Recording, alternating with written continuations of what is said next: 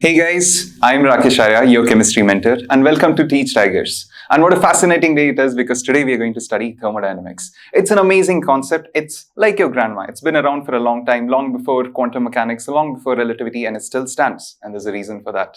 It's because it explains almost everything that we see around us. From a coffee mug to black holes, thermodynamics is used everywhere.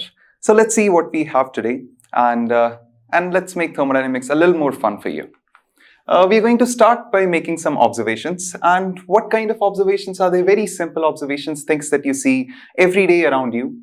First one, for example, hot coffee becomes cold after a while. It must have happened to you at least one time in your life that nicely somebody serves you hot coffee, you keep it aside to do some work, and after a while what happens? Your coffee is too cold and you can't enjoy it anymore. Next observation, water evaporates slowly. Just spill a little bit of water, don't bother cleaning it up. I know your mother will taunt you for that, but tell her that you're doing a science experiment. And look at it the day after. Water will have disappeared. It's magic. And if you take walks in park early morning and you notice dew formation on leaves, on petals, that is also a very fascinating thing. Sometimes water evaporates, sometimes it appears out of thin air. So what is happening over here?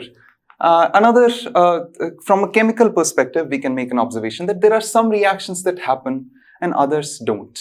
For example, if you take sodium chloride, table salt, put it in water, it mixes. But if you take sand and put it in water, it mixes well, but it settles after a while. Now let's take another extreme example. Take some pieces of rocks, minerals, and put them in water. No matter how much you stir it, they are not going to mix in the water. So what is happening over here? That's what we want to explain using thermodynamics. And if you start looking really, there are thousands of examples every day. Anything you see can be explained with thermodynamics. Physics, biology, it has so many applications. Let's take another example from daily life. You take a shower. If you have a mirror inside your bathroom, you see mist forming on the mirror. That is also something that happens in our daily life that can be explained with thermodynamics. Without wasting more time, let's see what we are going to study today. First thing we are going to study is definition of a state. Very important to understand what a state is before we start talking about a state. Sometimes we're going to talk about the state of water. We're going to talk about the state of air particles. We're going to talk about the state of anything, literally anything in the world, but we need to know what the state is. And then we are going to see state variables. What are state variables? They help us define state. So let's see what these things are. They might seem complicated now, but I'm sure you'll understand them in some time. Thermodynamics has the answers that we are looking for. The first thing is it's a systematic way of studying nature. Just like I explained, formation of dew, evaporation of water, raining, and volcano eruptions, all of these things can be studied using thermodynamics in a systematic way. Why do I call it systematic? Because there is concrete mathematics involved in it. And without mathematics, trust me, no theory is complete. This is science, it's not philosophy. We can't just say things and not have maths to prove behind it. But don't get scared. See, just because there is maths doesn't mean it's going to be tough. We'll make it easy for you and it will be fun along the way. It's one of the most reliable fields. In words of Einstein, not in my words, it is one of the most reliable fields. Einstein said at his time, even when quantum mechanics was developing, even when he discovered relativity, he said that thermodynamics is one of the theories that he will always trust the most. And there's a reason for that. It's been around for a long time. Long time, and we can't question it anymore. We just have to accept it. It is widely applicable. I can't I can't write the applications of thermodynamics down. You can take anything. You can talk about trees using thermodynamics. You can talk about cells using thermodynamics. You can talk about black holes using thermodynamics. Black holes are massive objects in space. You can talk about very simple things like batteries using thermodynamics. You can talk about chemical reactions using thermodynamics. In every field, biology, physics, chemistry, even certain humanities use thermodynamics to explain things now. It's just so fascinating, and you will find out sooner or later how important thermodynamics is. So let's talk about state of the system. Before we dive into explaining all these very fascinating things using thermodynamics, we first have to define a few terms so that you know what I'm talking about and we can understand each other without any problem. What is a state of the system? It carries all macroscopic information. The key term here is macroscopic. What do I mean by macroscopic? And if I write down another term, you might understand what I mean. The term which kind of mirrors it is microscopic. So micro and macro. Macro corresponds to big things, things we can hold, things we can see, things we can measure with a scale, things we can measure with a thermometer. All those things that we can that feel tangible to you are macro. For example, this pen I'm holding, it's a macro system. It's big enough for me to see. I can hold it, I can throw it around. This remote I'm seeing is a macro. The water bottle that you see is a macro. And when you start talking about micro, then we are talking about very, very small things, things we can't see, things that are intangible, electrons, atoms, movement of electron. Which side is the atom going to go? What is the probability density of a single electron, single photon? Those things count in micro systems. And we are going to start by talking about macroscopic information. So thermodynamics only concerns itself with macroscopic information. And I can give you one example. Volume. You take a water bottle. Whenever you go and buy a water bottle, the shopkeeper will always ask you, what volume of water you want. Do you want 1 liter? Do you want half liter? Right? 20 rupees, 10 rupees. 2 liter is available. 5 liters is available. If you also get those big 20-liter water bottles, all those things. So you can define volume. You can look at it. You can measure it. Another macroscopic property I can tell you is pressure. One way to think of it is like atmosphere is made up of so many tiny air particles, and they all exert a pressure, an overall pressure. You don't even feel a single particular atom hitting you or touching you. You only feel a certain pressure of it.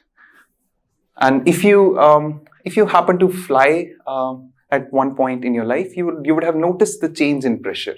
It is something that is tangible to us. When the flight takes off, we feel a weird sensation in our ears. That is because of change in pressure. Sometimes if you take a hike, you go to mountains and you climb to the top, and some people experience a little discomfort, and that's because of change in pressure. Our ears are sensitive to pressure.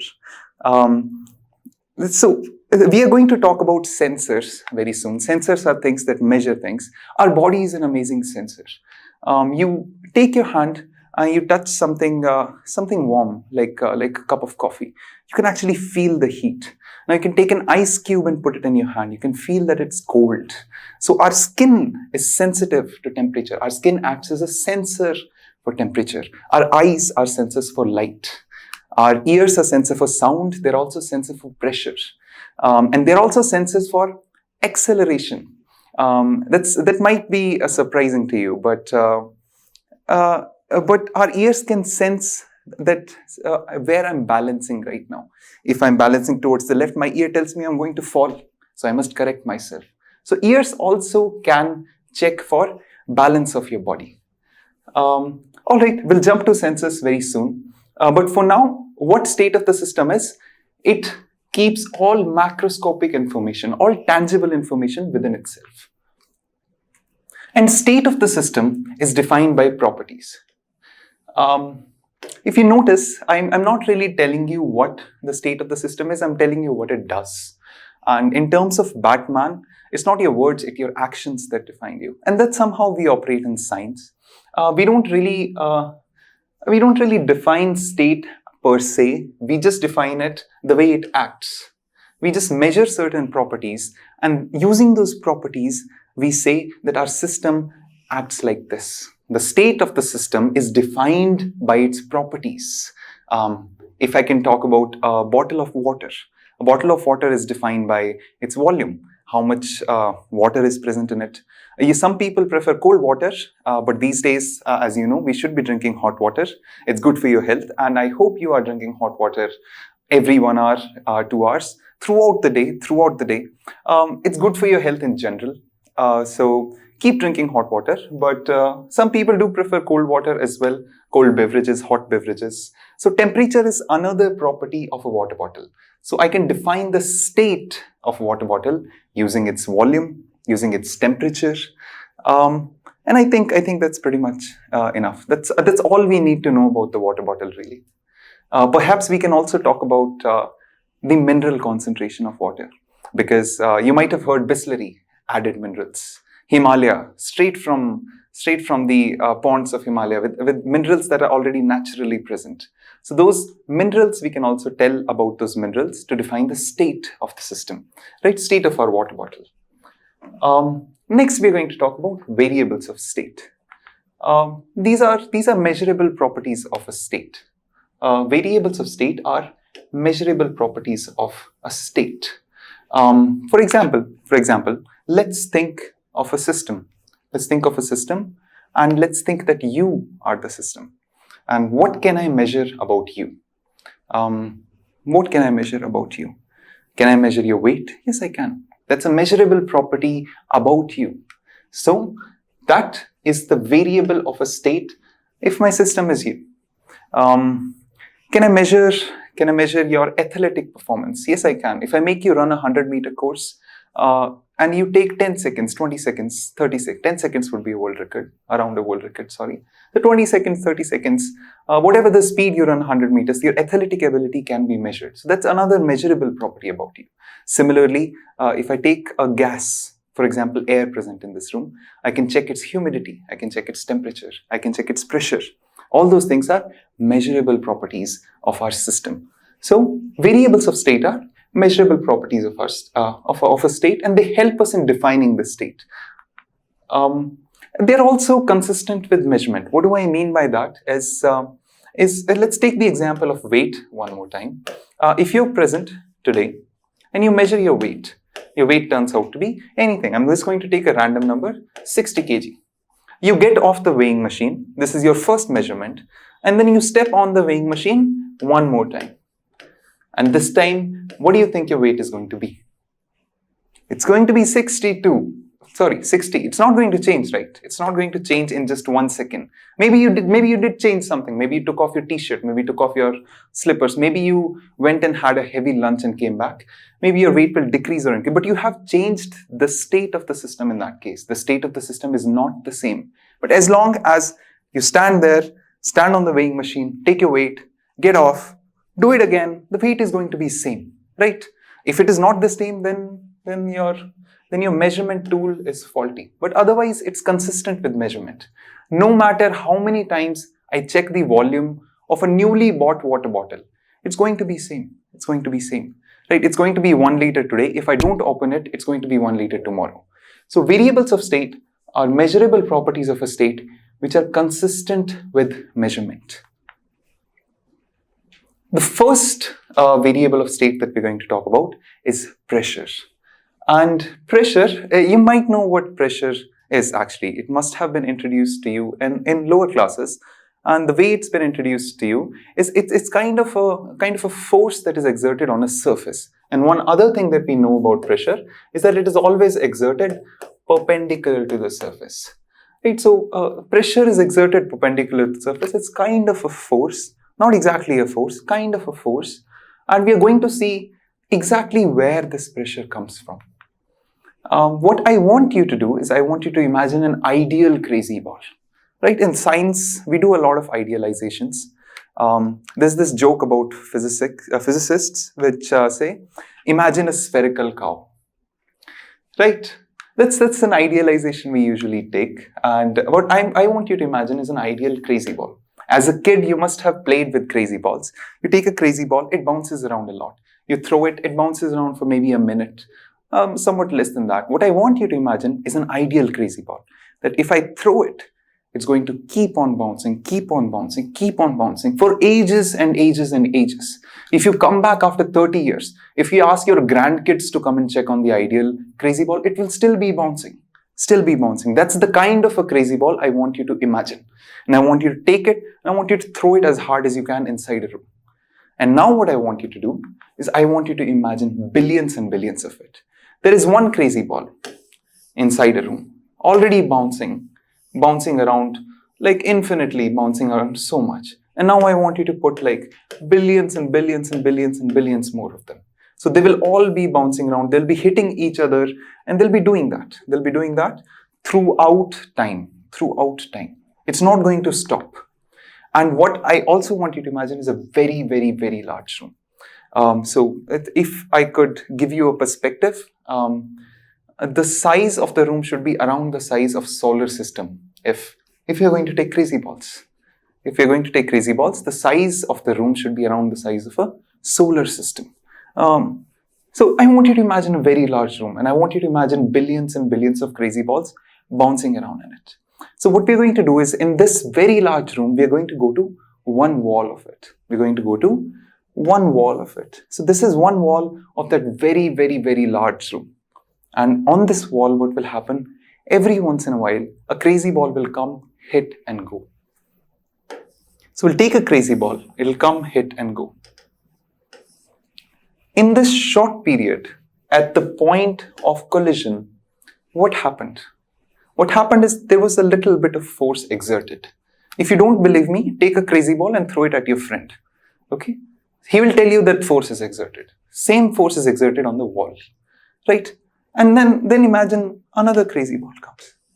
Hits and goes. Maybe one comes straight. Hits and goes. So overall, at several points, you'll see a little bit of force acting. And since there are billions and billions of them, every second, at every place, there will be so many bounces that there will be some force acting at each place. And this force is what adds up to pressure. Right? How do we relate it to pressure experienced by us due to the atmosphere? Atmosphere is made up of tiny air molecules, oxygen, nitrogen, carbon dioxide, mostly nitrogen, 70%, then oxygen around 20%. There's a little bit of carbon dioxide and other gases, plenty of other gases. So all of those act like ideal crazy balls, and they come and hit you again and again and again and again, and you experience a kind of a force which is present on the surface. Like that force is responsible for pressure. But from this idea, I did not tell you about one thing which is very important about variables of state, that you need to be able to measure them. And how do we measure pressure?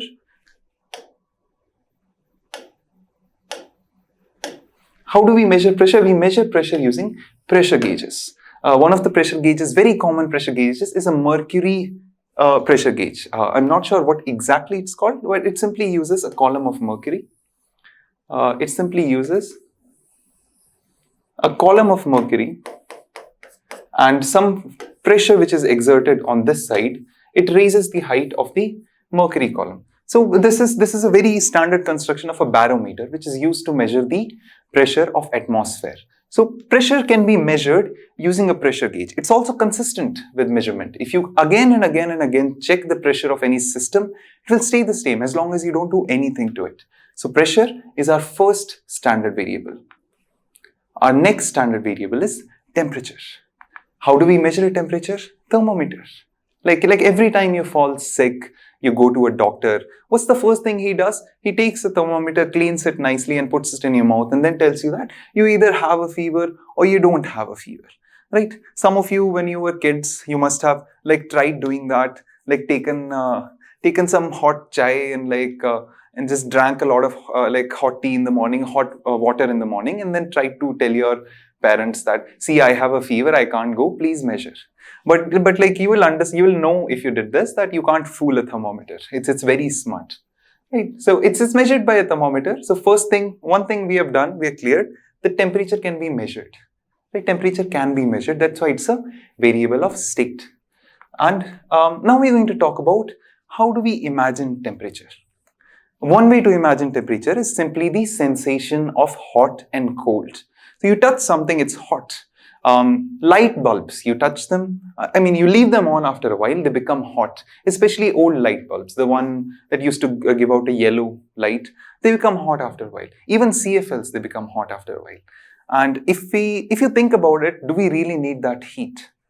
We don't. It's a wastage of energy. That's why scientists around the world are trying to reduce that heat emission that happens instead of light. We just need the light. We don't need the heat from the bulbs or anything. So it's a wastage of energy, and there is research going on to reduce it. So every time you see a new LED which is more energy efficient, so it has less energy wasted in heat, more energy utilized in light. So to imagine temperature, what you can imagine is those crazy balls one more time. Those crazy balls, they're moving around, jumping around in a very large room. And they were doing so with some speed. Maybe the speed at which you threw them. Or maybe more. So what I want you to imagine is all that speed that they have, kind of. So some ball might be traveling fast, some ball might be traveling slow. So on an average, the speed that they have, that is what temperature tells us. If you raise the temperature of the room filled with crazy balls, they start moving faster. They start moving faster on whole. If you decrease the temperature, they start moving faster slowly. And one thing you can probably understand from here is that pressure reduces as you reduce temperature. Why does that happen? Let's go back to what pressure exactly was. Pressure was, there are a few crazy balls which are bouncing around. They're coming with a speed, and this impact over here is what gives a little bit of a force. I'm going to write dF. dF means a very small force. So these little forces, there are many collisions, like millions of collisions happening on one wall. All these small collisions, they add up. Now, if this ball is traveling slightly slower, okay, earlier I asked you to imagine that take a crazy ball and throw it at your friend, and he'll tell you that there's a force exerted, right? How will he tell you that? Ow! That's how he will tell you that, right? Next thing, he'll not tell you like 10 Newton, 20 Newton. Of course not, right? So next thing what you do, you take the same crazy ball and throw it slightly, right? Now this time he won't say anything. He'll just be like slightly irritated, like क्या कर रहा है भाई? क्यों कर रहा है? क्यों परेशान कर रहा है मेरे को? Right? Same thing. So if you reduce the temperature, throw it slowly, the small force will decrease. Similarly, all these also traveling at like slower speeds. So on the whole, pressure reduces as you reduce temperature. So they're somehow connected to each other, right? They're connected to temperature and pressure are connected to each other. So there's some sort of connection between all the state variables that are present, and we will talk about that. But let's move on for now. And what we want to talk about is different scales of measurement. That is something that you will have to learn to do while you are studying for your whichever exam that you're studying for, medical, non-medical, any exam. It is the scales that matter a lot. The first chapter in physics, first chapter in chemistry, they talk about SI units, they talk about what are the dimensional analysis and error and so on. So those are all relate to the scale of measurement. The most common scale that we know is degrees Celsius, right? Our body temperatures are around 37 degrees, 37.6 degrees Celsius. That's a normal average body temperature. Fun fact though, everyone has a different body temperature. Dogs, for example, have a higher body temperature than us. So when I first got a puppy, and I used to be worried sometimes when it was acting like inactive. So I used to touch it and it used to feel warm. So I used to take it to a doctor, and he told me dogs have a slightly higher temperature than us. Similarly, every human body is also unique. If you consistently measure your temperature and it turns out to be 99.5, at which point most people will have a fever, but you don't. That's okay, because that's your normal body temperature. So that's one scale of measurement, degrees Celsius. Another scale of measurement is Fahrenheit, right? I just mentioned 99.6 Fahrenheit. So that's a scale of measurement, 90 in Fahrenheit. I hope you never have to come across a conversion between degrees Celsius and Fahrenheit, because the formula is, it's very cumbersome, right? Right, but there is one formula which is nice, which is the conversion of degrees Celsius to Kelvin. And Kelvin is another scale of measurement of temperature, right? So we're going to take Kelvin and we're going to see how to convert it to degrees Celsius. So if you have any temperature in degrees Celsius, say X is your temperature in degrees Celsius, what we want to do is, we just want to add this particular value, 273.15 to it. This is your temperature in Kelvin now. X plus 273.15. So if we talk about, take one example, 100 degrees Celsius, what's that temperature in Kelvin? The temperature is 373.15. This is a very important formula. Take note of it.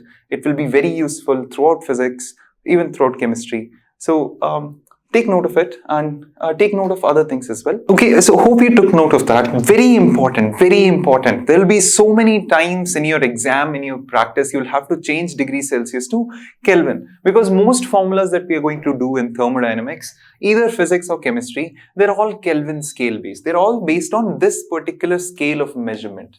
They're all based on Kelvin scale of measurement. All the formulas, ideal gas law, even if you apply Charles's law, if we talked about vaporization, if you talk about fusion that will come in solutions, all the formulas, they're based on the scale of Kelvin. So you have to remember this. इस number को mind में डालो, 273.15. 273.15. Whenever you see a temperature in degrees Celsius, just change it to Kelvin scale just to practice, because this number will help you a lot. Another fact I say, yes, another fact that I can tell you about the Kelvin scale is that it has a minimum value, which is very, very fascinating. Temperature scale has a minimum value of 0 Kelvin. It has a minimum value of 0 Kelvin. In fact, we don't actually write Kelvin in this case, we just write 0. It's the absolute zero temperature in the universe. Nothing stable has temperatures below 0 Kelvin. Everything comes down to very little energy at 0 Kelvin. Some might tell you that atoms, they stop moving entirely at 0 Kelvin, but that's not true. That's not true. Even at 0 Kelvin, atoms can move around, atoms can vibrate. They can't go from one place to another, but at a single place they can still vibrate. This is called the 0 point energy of a system. Even at 0 Kelvin, even at the absolute zero temperature of the universe, atoms can still vibrate, which is very fascinating. I have read a few research articles where temperatures below 0 Kelvin were theorized for metastable states. Metastable states, they're not really stable, so they're going to soon disintegrate and form something else. But rest assured, there's no stable thing in this world that has temperature below 0 Kelvin. 0 Kelvin is the absolute minimum. And what corresponds to this temperature in terms of degrees Celsius, How do we do that? Very simple. Here we said Kelvin, to find Kelvin, we take temperature in degrees Celsius and we add the value 273.15. And to get other way around, we take X we are trying to find, which is the temperature in degrees Celsius. This will be the temperature in Kelvin minus 273.15. And what temperature in Kelvin are we talking about? We're talking about 0 Kelvin. So X equals 0 minus 273.15, which is minus 273.15. This is your absolute zero in terms of degrees Celsius. Right. Okay, let me ask you to do a quick mental calculation. What is the boiling point of water in Kelvin scale? What is the boiling point of water in Kelvin scale? You should think quickly. Boiling point of water, 100 degrees Celsius, more or less. What do? You add the value 273.15 to it. What's the answer? 373.15, 373.15. So boiling point of water is 373.15 Kelvin. Right, in Kelvin it is 373.15. In degrees Celsius it's 100 degrees Celsius. Either way it's the same thing. We just prefer Kelvin because It's easy. It's easier to have a 0. It's easier to not deal with negative numbers.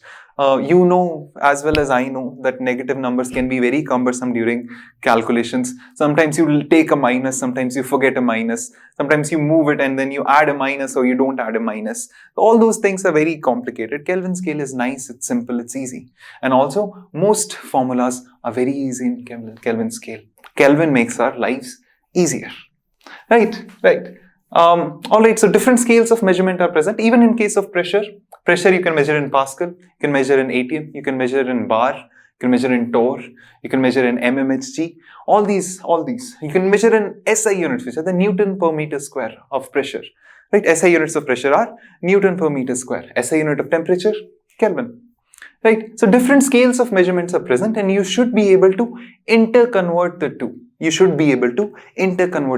I give you the temperature in one unit, you should be able to convert it to another. If I give you pressure in torrs, you should be able to convert it to ATM. Because see, you might practice a lot. You might know every concept. You might know every nook and cranny that is present. But if you don't do unit conversions, the examiner will catch you right there. So instead of giving the calculations in SI units, they'll confuse you. They'll give some value in decimeter cube, some value in ATM, some value will be given in Fahrenheit. So that's how examiners get you. Like, the question is easy. The question will be easy. But the unit conversions are the ones that cause trouble. Some people forget to do unit conversions and they for no reason they get negative markings for that. So take care of units. Very important. Every time you do a calculation, you should look at the units once. And one simple rule of thumb, if I can tell you, convert everything to SI units. It's easy to do things in SI units, right? There are other forms of system. There is CGS, and I honestly, I've given JEE Mains, JEE Advanced exam, I've given KVPY, and I still don't know how to use CGS. Honestly, I don't. So convert everything to SI units, much easier. Your life will be easier in SI units. All right, let's go ahead. There are some other state variables, like we talked about. Not this one, this volume we talked about in case of water. If you take a water bottle, you can tell about its volume, right? Or you can take a gas particle and tell about its volume. We're going to talk about pistons a lot. Pistons are they're like small particles. The gas is filled inside a container where this top part, this part can move up and down. This part can move up and down, and this is your gas. So this is a piston. Piston has, what volume does this piston have? Very similar to what volume your water bottle has. We can talk about the volume of this piston as well. So that's a state variable. Another state variable is number of particles. Quick question for you. What is the SI unit of number of something? How many of an object are present? What is the SI unit of that? Right. Okay. Right. So if you know, the answer is mole. If you want to count things, you count things in mole according to SI units. But we don't usually do that. We don't go and give 0.00000000001 mole water bottles, right? We just need one water bottle. We don't usually count in moles, but SI unit says that most, like, this is the standard in science, right? There are other units of counting things. Dozen, we count bananas by dozen, right? You go to a shop and you say, "Ek darjan kitne ka diya?" How much for a dozen of bananas? Right, so a dozen is a unit used to measure like bananas. Similarly, mole is a unit which is used to measure chemical systems. Right, in chemical systems, we're going to use mole. And what is the value of a mole? And you should know this. You should know the value of a mole.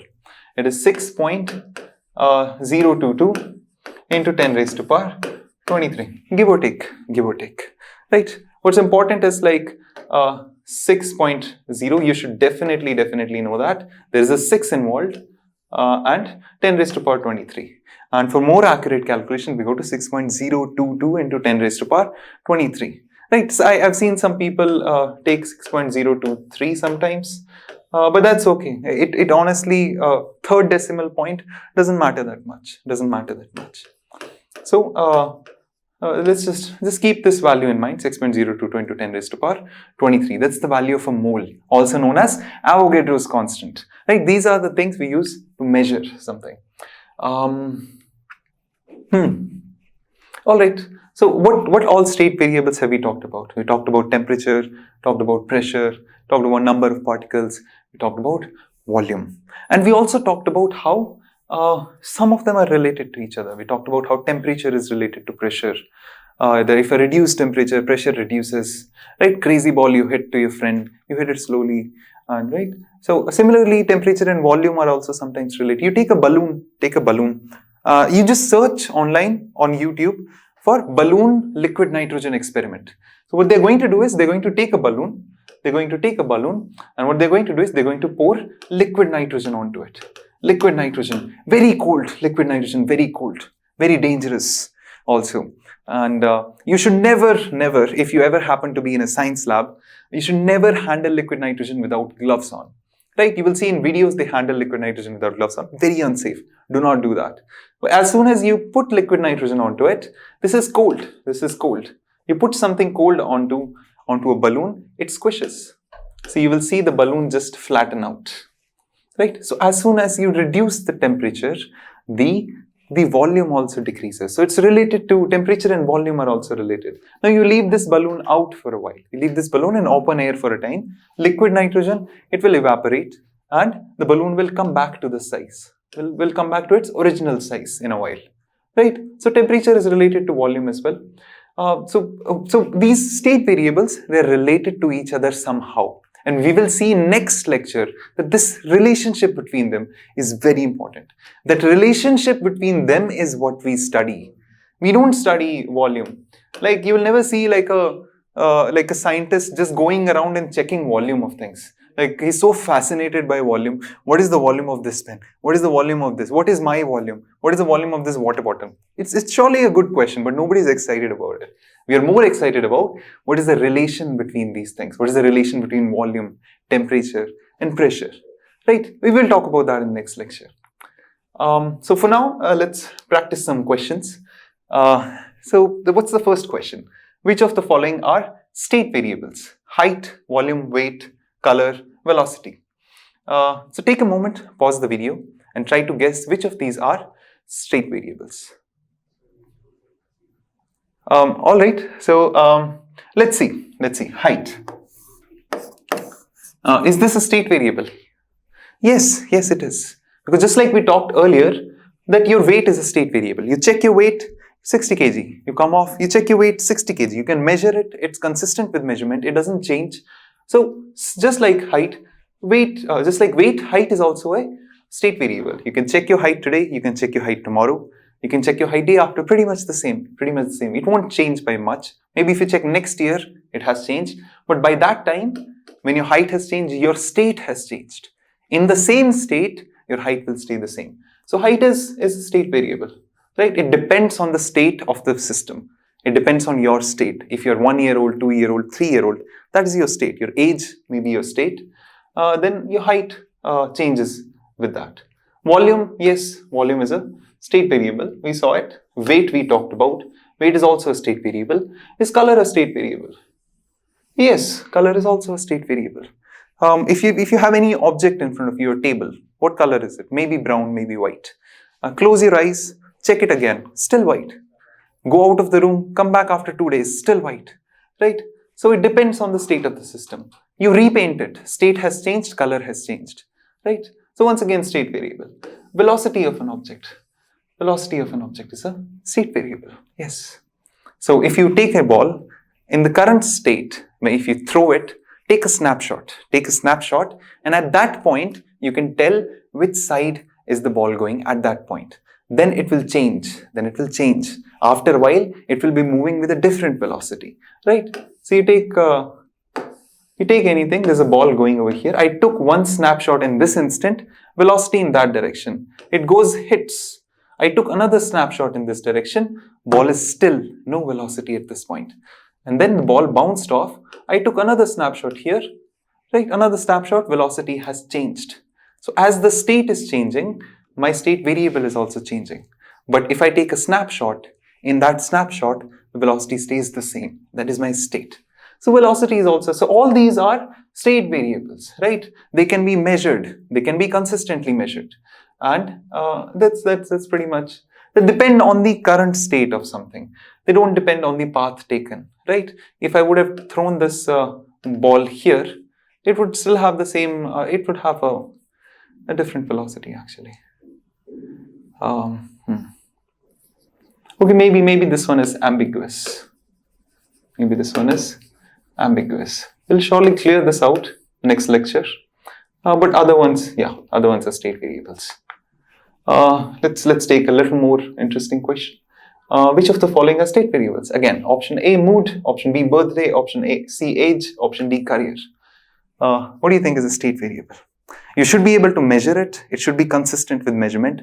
It should be able to define your system, right? Whatever your system is, it should be able to define you. So take a moment, pause the video, and think about it. All right, let's talk about the first one, mood. It's a interesting question. Is mood a state variable? Okay, how do we do experiments to check mood? One is like you can go and ask your friend. That's one experiment. You can go and ask your friend, how are you feeling today? Your friend tells you, I'm feeling good, or I'm feeling bad, right? That's an experiment you did. You did an experiment to check the mood of a person. So you can measure it, right? In the same state, if nothing happens, if I pause time for once, somehow, that's not possible, but just imagine. Suppose that you ask your friend, how are you feeling today? And he says, I'm feeling great. And you take a snapshot at that time, right? So in that snapshot, whenever you just frame it and put it on the wall, and you will see the same mood is present again and again, right? So it's consistent with measurements again and again, right? As long as we don't change the state. But we are humans, our state changes constantly, our mood changes constantly. We're feeling very good, and suddenly some fly comes and starts disturbing us, like, and we get irritated very easily, right? Even a small thing as a fly can change our mood. So our state changes pretty fast. So we have to keep it. Another example I can give you is if you want to check the mood of your father, go and ask him for a little bit of money. Like, Dad, can I have $100? Right? If he's feeling good today, maybe he'll give you 50, right? Dads never give like how much you ask for, or maybe he'll give you 50. If he's in a bad mood, he'll ask you, like last week also you took 20, before that also you took 100, then there was your birthday, you took 300 on that. So depending on his mood, you can like how much money he gives you. So you can do an experiment to check the mood. Next is your birthday. Your birthday is not going to change, guys. Your birthday is not going to change. The day you were born on that day. No matter what day I ask you, you were born on the same day. So it's a state variable. Next, your age. Is age your state? Is age a state variable? Yes, it is. Yes, it is. Today, once again, if you want to keep doing the experiment again and again, you have to freeze the state of a system. You don't have to allow the state of the system to change. And how can I do that? I can take a picture. I'll take your picture today and I ask you what your age is. Suppose your age is 17, right? And in that picture, I frame it on the wall. 3 days later, I ask you again, what is your age in this picture? You say 17. 10 years later, I ask you, what is your age in this picture? 17. It doesn't change. I can do the experiment again and again, right? Next is your career. Is your career a state variable? Right, something to think about. I don't think your career is a state variable. I don't think I can look at you today and tell what you're going to become, right? It might be a little bit affected by your whole life up until this point. What is your past? What have you done? How much, maybe a little bit about the society you live in, the societal influences. But I say that more or less it depends on what you're going to do next, right? If you're going to practice hard for the upcoming exam, your career might be better than if you waste your time, than if you do other things which are not relevant to your studies. The next few months or years are going to shape your career, and it doesn't end there. I'm sorry, it doesn't end there. Even in college, you're going to have to work hard. You're going to have to take decisions, and you're going to have to keep shaping your career. It's not a state variable. I can't look at you today, do an experiment. Maybe some people like to do. Some people like to take an IQ test. And based on the IQ test, they'll tell that this is what you're going to become. Right? No. We can't let an IQ test decide our careers. Some people, they take a personality test. So when I was in class 11th, 12th, I was also excited about personalities. I took one and it turns out I have the personality of Steve Jobs. Fine, maybe I do. But that personality test does not define my career. I'm not Steve Jobs today. I'm teaching you. I'm your mentor, right? So your career depends on the decisions you make. I can't do an experiment today and tell you what your career is. So make your choices. Think about the choices you make. Think about the future plans you have. And keep working hard in that direction. Don't let distractions get to you. Your career is not a state variable, it's a path variable. It depends on what decisions you make every day. All right, next question. Convert 300 Kelvin into degrees Celsius. Take a moment, you should be able to do this. Pause the video and tell me the answer. All right. So once again, the formula that we know, K equals X plus 273.15. We want to convert 300 Kelvin into degrees Celsius. This is degrees Celsius, this is Kelvin. We know this term. We know this is 300 Kelvin equals X plus 273.15. X is equals to 300 minus 273.15. And what is this value? This value should be equal to 26.85. That is the correct answer. Is this correct? It seems correct. Yeah, 26.85. 26.85 degrees Celsius. Never forget that. Whenever you're writing temperature in degrees Celsius, always put a degree Celsius. Right? So it's easy. It's easy to understand. Next question. Standard temperature and pressure correspond to. That is important. You should know what standard temperature and pressure are. Another thing that you should know is normal temperature and pressure. For those of you who know this, there is no ambiguity. No need to pause the video. If you don't know, the answer is this is your standard temperature and pressure. 0 degrees Celsius, 1 atm. And your normal temperature and pressure are 25 degrees Celsius, 1 bar. This is your NTP. This is your STP. NTP is also called SATP, which is standard ambient temperature and pressure. Ambient meaning room temperature kind of a feeling. 25 degrees Celsius is about room temperature. If you have to do calculations, it doesn't matter that much. ATM is approximately equal to bar, but it might be a factual question that you have to remember. So pressure is about the same. The only difference is in temperature. At STP, temperature is 0 degree. At NTP, temperature is 25 degrees Celsius. All right, next question. 760 mm of mercury corresponds to what pressure? So while talking about pressure gauges, I told you one of the standard barometers that we use, they use a mercury column and they check the height of the mercury column to tell what the pressure outside is. So 760 mm of mercury corresponds to 1 atm, right? Something you should know. Because if you know this value, 76 mm 1 atm, you can convert any other value. Any other value in the sense, if 760 mm is 1 atm, then 1 mm is 1 by 760 atm. And if you have any value given to you, any value, for example, 1000 mm mercury column. If you have 1000 mm, this will be 1000 by 760 atm. Right, so as long as you remember this value, 760 mm corresponds to 1 atm, then you can convert any other value to atm, right? Next one, and we already know this fact from the last question, 760 mm mercury corresponds to 1 atm. Calculate the density of mercury. The density of mercury. All right, let's take a column which has a height of 760 mm. This is all filled with mercury, and we have to calculate the density of mercury. We know that this much height of mercury corresponds to 1 atm pressure. 1 atm pressure at the base of mercury. So all this mercury on top is exerting a pressure at the base, and if the height is 760 mm, then the pressure at the base is 1 atm.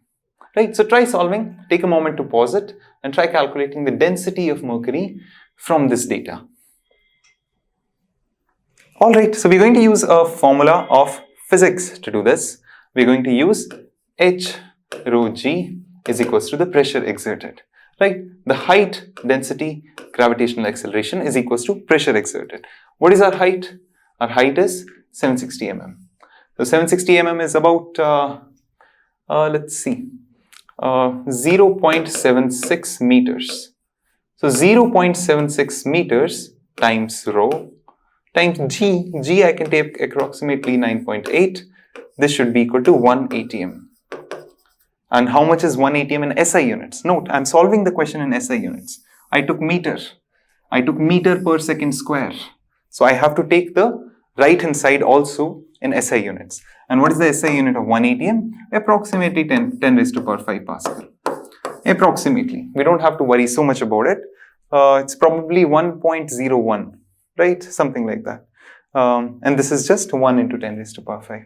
So as an approximate calculation, we don't know this value, rho. So we can calculate very simply. Rho is approximately equal to 10 raised to power 5 divided by 0.76 into 9.8. Right? That's your value. This is multiplied. So into 9.8. So whatever this value is, that is your density of mercury. All right. What are we going to talk about in next lecture? Next lecture, we're going to do something more concrete with these things. Today, I just told you about what is a state, what are variables of state, so that if I ever use these terms, if I say state, if I say variable of state, then you understand what I mean. When I say we're going to measure pressure, you understand what I mean. You understand that it's not going to change if I make the measurement again. Right? So next time we're going to look at more applications of thermodynamics. And what we have is we're going to define system and surroundings. We're going to talk about equation of state. And we're going to talk about ideal gas law. Right? Equation of state is the relationship between variables of state. It is how temperature is related to volume, is related to pressure, how all these things are related to each other. Is number of moles related to temperature, volume, or pressure? We'll see. We'll see. So next lecture we'll do this. Until then, take care and have a great day ahead of you and study hard. Make good career choices because your career is not a state variable, it's a path variable. All right, checking out, Rakesh.